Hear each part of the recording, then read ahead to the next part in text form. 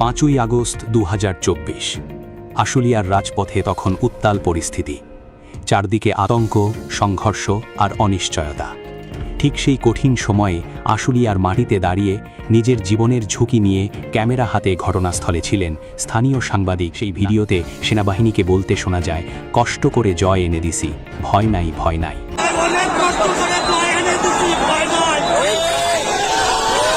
তবে একজন সাংবাদিকের কাছে ক্যামেরা শুধু ছবি ধারণের যন্ত্র নয়, কখনো কখনো সেই ক্যামেরাই হয়ে ওঠে ইতিহাসের সাক্ষী।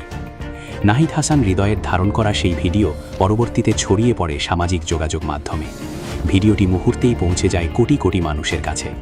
দেশের মানুষের পাশাপাশি দেশের বাইরেও অনেকেই দেখতে পান 5ই আগস্টের আশুলিয়ার সেই সময়কার চিত্র।